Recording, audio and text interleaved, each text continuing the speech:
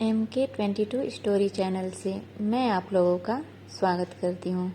यदि आप लोगों को मेरी स्टोरी पसंद आ रही हो तो प्लीज़ चैनल को सब्सक्राइब करें। आप लोगों को जिस टाइप की स्टोरी चाहिए मैं उस टाइप की स्टोरी लाने का पूरा प्रयास करूँगी। आप प्लीज़ मेरे चैनल को सपोर्ट करें। क्या किसी को पसंद करने के लिए उसकी एज का पता होना ज़रूरी है, या किसी लड़के को पसंद करने के लिए उसकी सैलरी का पता होना ज़रूरी है? ऐसी एक कहानी है वानिका की, जो अपनी दुनिया में मगन रहती थी। उसे पढ़ना बहुत पसंद था। वो हमेशा से बहुत अच्छी डॉक्टर बनना चाहती थी। वो MBBS करना चाहती थी, लेकिन कहीं ना कहीं चूक जाने के कारण उसे BMS में जाना पड़ा। लेकिन BMS करने के बाद भी उसने अपनी पढ़ाई नहीं छोड़ी। वो आगे और पढ़कर MD बनना चाहती थी। MD बनने के कारण उसने अपनी ज़िंदगी में कभी एंजॉय नहीं किया। वो हमेशा सबसे अलग रहती थी, कभी किसी को भाव नहीं देती थी। वो अपनी दुनिया में मगन। अपने माँ बाप की एक लौती बेटी वानिका अपने पढ़ाई में इतनी ज़्यादा व्यस्त थी कि उसे अपनी उम्र का पता ही नहीं चला। 32 साल की वानिका अभी भी बहुत पढ़ना चाहती थी। हर कोई वानिका को शादी के लिए फोर्स करता था, लेकिन वानिका की माँ हमेशा वानिका का साथ देती और कहती, मेरी बेटी जब चाहे तब वह शादी करेगी, क्योंकि पढ़ना कोई बुरी बात तो नहीं है। एक दिन वानिका की माँ वानिका को जबरदस्ती एक शादी में ले जाती है। वानिका ना चाहते हुए भी शादी में जाती है। शादी में वानिका की मुलाकात उसकी बहुत प्यारी दोस्त से होती है, जिसका नाम नीरी था। दोनों का रिश्ता खून का ना था, पर दोनों एक ही कास्ट के थे। वो दोनों बैठकर बातें ही कर रहे थे, तभी एक बहुत ही अट्रैक्टिव स्मार्ट लड़का उनके पास आकर बैठ जाता है। वानिका को अजीब सा लगता है। वो नीरी से पूछती है, ये लड़का कौन है जो हमारे इतने पास आकर बैठा है? तब नीरी बताती है, तुझे अपनी पढ़ाई से फुर्सत कहाँ, ये मेरा भाई है। जब ये 12 साल का था तब तो इससे मिली थी, अब तो ये 23 साल का हो गया है। ये भी पढ़ाई के कारण बाहर ही रहता है। नीरी अपने भाई कृष्णा को वानिका को प्रणाम करने के लिए कहती है। कृष्णा प्रणाम करने से मना कर देता है और कहता है, दी, प्रणाम तो उसे किया जाता है जो हमसे बड़े हों, लेकिन वानिका तो किसी भी तरह मुझसे बड़ी नहीं लगती हैं, तो मैं इन्हें प्रणाम क्यों करूं? वैसे भी आपकी दोस्त हैं तो मेरी भी दोस्त हुई। कृष्णा की बातें सुनकर वानिका को हंसी आ गई और वो हल्के हल्के मुस्कुराने लगी। उधर नीरी अपने बच्चे के साथ शादी की बाकी रस्में देखने चली जाती हैं और इधर वानिका और कृष्णा बैठकर बातें करते हैं। दोनों पहली बार ही मिले ऐसा लग रहा था, क्योंकि कृष्णा तो बहुत छोटा था जब वानिका उससे मिली थी। दोनों बहुत सारी बातें करते हैं और इतनी बातें करते हैं कि उन्हें समझ में नहीं आता कि बात क्या करें। इधर शादी के संगीत और मेहंदी की रस्में सारी खत्म हो गईं, लेकिन वानिका और कृष्णा की बातें जो हैं खत्म ही नहीं हो रही थीं। बाद में कृष्णा की बहन नीरी ने बोला कि अब चलो। उसके बाद कृष्णा घर को चला जाता है। घर आकर वानिका को बहुत अजीब सा लगता है। वो कृष्णा की बातों को याद करती और मुस्कुराने लगती। पहले कभी वानिका ने ऐसा किसी के लिए सोचा नहीं था। उसे कृष्णा की बातें बहुत अच्छी लगती। वो कृष्णा के बारे में सोचते सोचते सो जाती है और फिर सुबह फिर से अपने पढ़ाई में लग जाती है। सुबह वानिका की माँ वानिका को फिर से शादी में चलने के लिए कहती है कि आज तो बारात है, आज तो जाना ही होगा ना। लेकिन वानिका मना कर देती है कि नहीं, मेरी पढ़ाई खराब हो जाएगी, और वो नहीं जाने के लिए कहती है। लेकिन तभी वानिका के मोबाइल में बार बार किसी का मैसेज आ रहा था। वानिका इग्नोर करती है, लेकिन बहुत ज़्यादा मैसेज आने के बाद वानिका जब मैसेज खोल के देखती है तो वो मैसेज कृष्णा का था। कृष्णा बार बार वानिका से पूछता था कि आप आ रहे हो, आप आ रहे हो। वानिका कृष्णा के मैसेज देखकर मुस्कुराने लगती है और वो सोचती है कि कृष्णा मुझे इतना पूछ क्यों रहा है। और अचानक से वानिका का दिमाग चेंज हो जाता है। वो शादी में जाने को तैयार हो जाती है। वानिका अपने सबसे अच्छे कपड़े को निकालती है और पहनती है। जो वानिका कभी सजना संवरना नहीं करती थी, आज बहुत सजती है और बहुत सुंदर दिखती है। वो खुद को आईने में देखती है और मुस्कुराती है।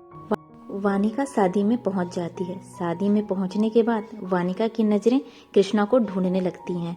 वानिका समझ नहीं पाती कि उसके साथ ऐसा क्या हो रहा है और क्यों हो रहा है। इधर उधर देखने के बाद कुछ दूर पर कृष्णा उसे दिखाई देता है, लेकिन कृष्णा अपने मोबाइल में बहुत बिजी था, किसी को बार बार मैसेज कर रहा था। वानिका कृष्णा के पास जाना चाहती थी, लेकिन वो नहीं चाहती है क्योंकि वो बार बार किसी को मैसेज कर रहा था।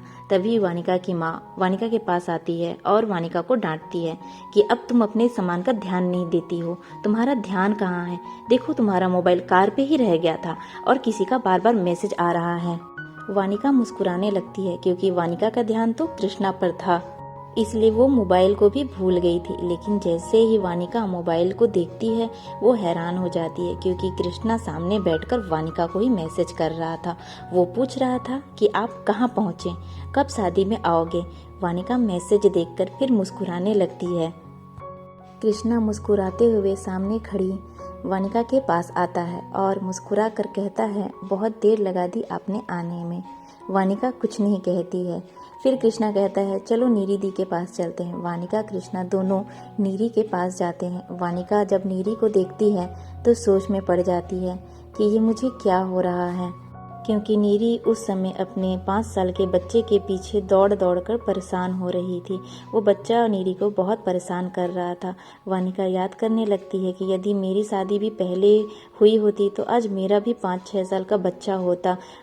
मैं कृष्णा से बहुत बड़ी हूँ, कृष्णा मुझसे बहुत छोटा है। मुझे कृष्णा के लिए कुछ भी नहीं सोचना चाहिए, मुझे बस अपनी पढ़ाई पे ध्यान देना चाहिए। और फिर कृष्णा भी वानिका के पास जाकर बैठ जाता है। कुछ ही देर में कृष्णा का फोन आता है और रिंगटोन में गाना बजता है, एक लड़की को देखा तो ऐसा लगा। जैसे ही गाना बजता है वानिका कृष्णा की तरफ और कृष्णा वानिका की तरफ देखने लगते हैं। कृष्णा उठकर बात करने के लिए दूसरी तरफ चल जाता है और वानिका को अजीब सा लगता है। वानिका को ऐसा लगता है कि ये गाना कहीं उसके लिए तो नहीं बज रहा है। वानिका खुद को समझाती है कि नहीं, ये सब मेरी सोच है, ऐसा कुछ नहीं है। शायद कृष्णा का रिंगटोन पहले से ही ऐसा हो, मुझे ये सब ज़्यादा नहीं सोचना चाहिए। तभी नीरी वानिका के पास आकर कहती है कि आज कृष्णा को पता नहीं क्या हो गया है, सुबह से शादी में जाने की जिद कर रहा था, जो शादी के नाम से भागता था आज शादी में जाने के लिए सबसे पहले तैयार होकर बैठा है। ये सुनकर वानिका कुछ ही देर में बारात निकलने लगती है। सब बहुत डांस करते हैं, एंजॉय करते हैं। तभी कृष्णा वानिका को डांस करने के लिए कहता है, पर वानिका को तो डांस आता ही नहीं, वो मना कर देती है। लेकिन कृष्णा जबरदस्ती उसे भी अपने साथ डांस करने के लिए ले जाता है। वानिका जैसे तैसे अपने हाथ पैर को बस हिला रही थी और कृष्णा बहुत अच्छा डांस कर रहा था और नीरी दूर खड़े होकर दोनों का वीडियो बना रही थी। ये सब वानिका की माँ भी देख रही थी और वानिका की माँ को ये सब बहुत अच्छा लग रहा था, क्योंकि वानिका कभी किसी शादी में एंजॉय नहीं करती थी, वो गुमसुम रहती थी। पर आज वानिका बहुत खुश थी। ये देखकर वानिका की माँ को भी बहुत अच्छा लग रहा था। सब बहुत डांस करते हैं और एंजॉय करते हैं। कृष्णा, वानिका और नीरी बहुत अच्छा समय बिताते हैं। देखते ही देखते शादी भी हो जाती है और विदाई होने लगती है। विदाई होते टाइम दुल्हन बहुत रो रही थी। ये देखकर नीरी और वानिका दोनों इमोशनल हो जाते हैं। तभी वानिका की नज़रें कृष्णा पर पड़ती है। नीरी वानिका तो इमोशनल ही थे, लेकिन कृष्णा के तो आंसू बह रहे थे। ये देखकर नीरी कृष्णा के आंसू देखकर जोर जोर से हंसने लगती है। कृष्णा नीरी को ऐसा हंसता हुआ देखकर वहाँ से दूर चला जाता है। कुछ ही देर में जब कृष्णा वापस आता है तब वानिका वहाँ से जा चुकी थी, क्योंकि विदाई की रस्म खत्म हो चुकी थी और वानिका को अपनी पढ़ाई करनी थी, इसलिए वो अपने माँ पापा के साथ घर आ जाती है। घर आने के बाद वानिका फिर से कृष्णा के बारे में ही सोचती है, लेकिन खुद को समझाती है कि मुझे ये सब नहीं सोचना चाहिए। कृष्णा मुझसे बहुत छोटा है, छोटा होने के साथ साथ वो मेरी बेस्ट फ्रेंड का छोटा भाई है। रात भर शादी में जगने के कारण वानिका थक जाती है और अपना मोबाइल स्विच ऑफ करके सो जाती है। जब शाम को वानिका जगती है तो पहले अपना मोबाइल स्विच ऑन करती है और जैसे ही स्विच ऑन करती है देखती है लगातार किसी के ढेरों मैसेज आ रहे थे। जैसे ही वानिका मैसेज ओपन करती है तो देखती है वो मैसेज किसी और के नहीं बल्कि कृष्णा के थे। कृष्णा बार बार लिख रहा था कि विदाई के समय मैं आप लोगों को छोड़कर दूसरी तरफ चला गया, इसलिए आप मुझसे नाराज हो। आप पे मेरा मैसेज जा क्यों नहीं रहा है? आप मेरे मैसेज का रिप्लाई क्यों नहीं कर रहे हो? क्या हुआ है? कृष्णा ने वानिका के लिए वॉइस मैसेज भी भेजा था, जिसमें कृष्णा बोल रहा था कि प्लीज़ वानिका, मुझसे नाराज़ मत होना। मुझे पता नहीं है कि लड़कियों को कैसे मनाया जाता है। मैं कभी उन्हें मना नहीं पाता हूँ, इसलिए कोई मेरी बेस्ट फ्रेंड नहीं बन पाई।